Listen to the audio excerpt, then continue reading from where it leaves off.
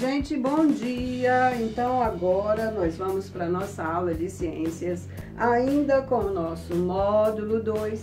Você vai lá no capítulo 3 e procura a página 188. Nós vamos hoje até a página 191, ok? Então eu quero que vocês lá na página 188 prestem bem atenção na nossa leitura, observem sempre muito as imagens que aparecem, as legendas dessas fotografias que aparecem, né? Isso ajuda muito no entendimento do que a gente está lendo, ok? Então vamos lá.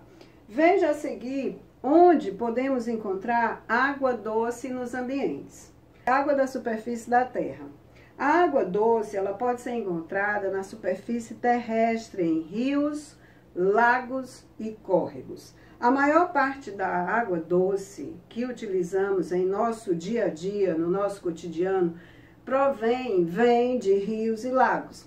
Essa água normalmente é tratada para que se torne própria para o consumo humano. Gente, quando a gente fala da água da superfície da Terra, é uma água que está ali em cima da terra, do solo, né? Não é uma água subterrânea, não está em poço, não está lá nos lençóis de água que nós temos abaixo do solo, certo? É uma água que está na superfície, como a do rio, de lagos e lagoas, córregos, ok? Então, vendo aqui algumas imagens, nós temos aqui, olha, a primeira imagem é da Lagoa Rodrigo de Freitas, lá na cidade do Rio de Janeiro.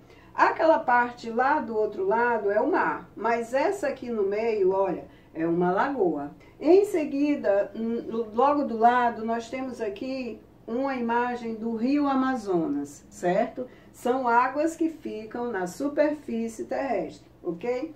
Além do consumo humano, a água ela é utilizada para irrigar plantações na agricultura, né? As plantas precisam de água.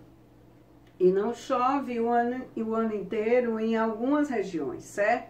Então, essas plantas, essas plantações, elas precisam de água. E essa água que irriga essas plantações vem de lagoas, de lagos, de rios. Então, nós temos aqui nessa imagem, logo abaixo, olha só, irrigação em uma plantação de morangos. Olha que interessante, né? Agora, lá na página 189, vamos falar sobre a água subterrânea, que eu acabei de falar antes com você. Então, a água subterrânea, geralmente, ela é encontrada nos chamados lençóis subterrâneos, ou seja, subterrâneo que fica embaixo da terra.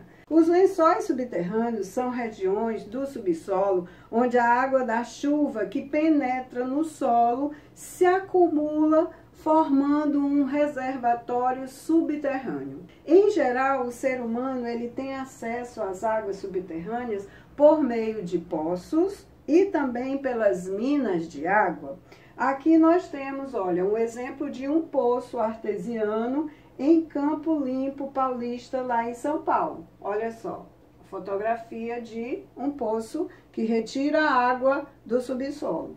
Geleiras. A maior parte da água doce da Terra está congelada nas geleiras. Lá também, muita água doce congelada. Essa água não é utilizada para o consumo humano, porque se encontra no estado sólido.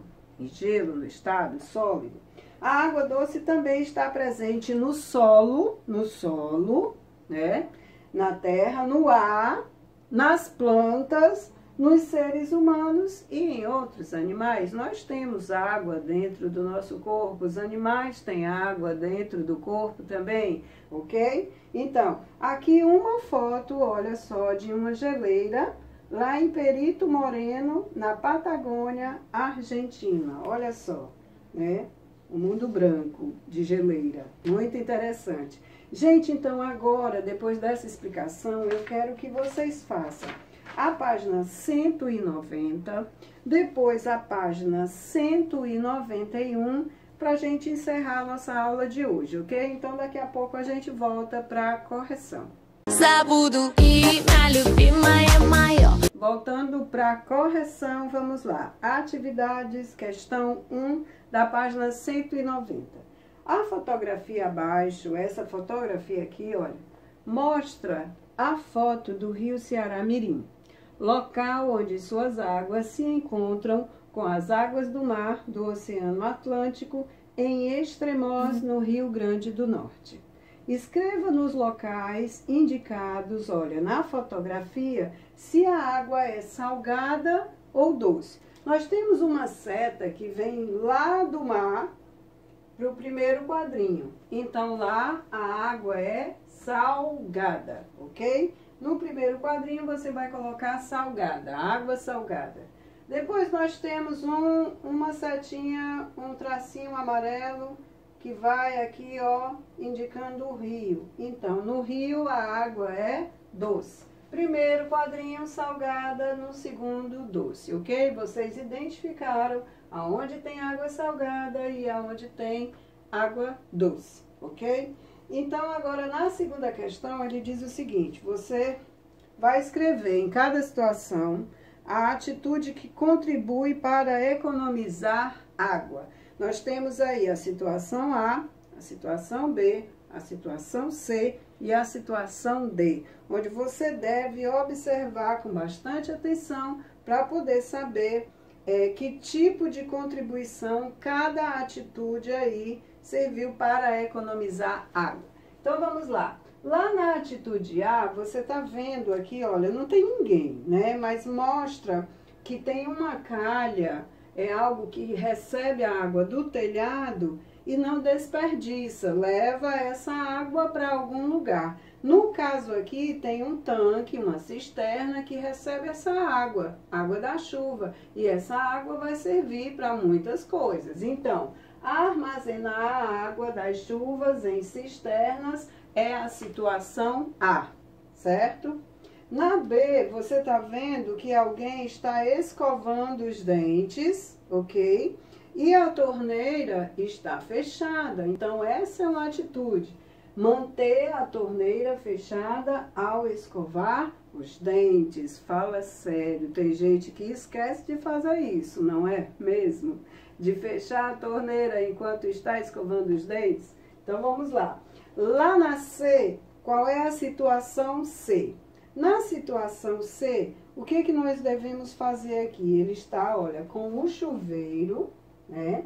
Manter o chuveiro, ele está com o chuveiro fechado enquanto está se ensaboando, passando sabonete, ou que seja o shampoo, ou condicionador. Isso pode ser feito com o chuveiro fechado, certo? Então, manter o chuveiro fechado ao se ensaboar, ao passar o sabonete, ok?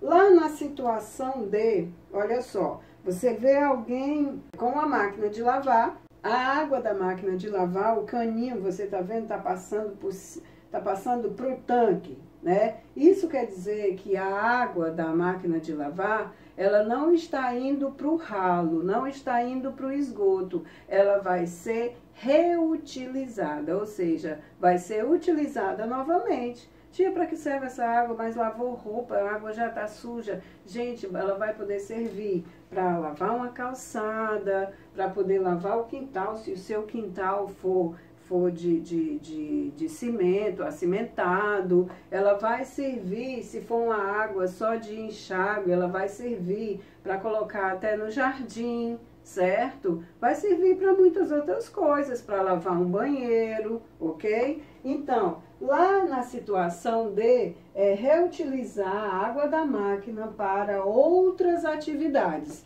No caso aqui, ele está lavando uma calçada, né? No quintal, não sei. Mas ela vai servir para outras coisas. Tudo bem? Página 191.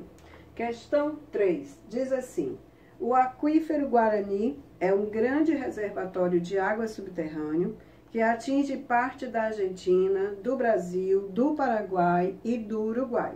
A maior parte desse reservatório fica no Brasil, ok? Então, lá na questão A, ele diz: a água do aquífero Guarani é salgada ou doce? O que vocês colocaram aí? Gente, a água é doce, porque o aquífero é o acúmulo de água da chuva né, nos lençóis subterrâneos, ok? Então vamos lá, observando aqui, olha, a ilustração a seguir. Eu tentei fazer aqui algo parecido para explicar melhor para vocês. Mostra como se forma um reservatório de água subterrâneo. Escreva em cada indicação da imagem a letra da explicação correspondente. Nós temos aqui do lado, olha, a explicação de cada letra que você vai procurar o lugar e colocar. A letra A diz o seguinte: a água da chuva atinge a superfície terrestre. Onde é que a água da chuva está atingindo a superfície? Superfície é o solo, aqui onde nós pisamos. Então, a letra A vai ficar aqui, olha. Ok? Aqui é a superfície terrestre, tá bom? Então, a água da chuva está caindo aqui, a letra A. Aqui na B diz o seguinte: a água que atinge a superfície terrestre penetra entre as partículas do solo.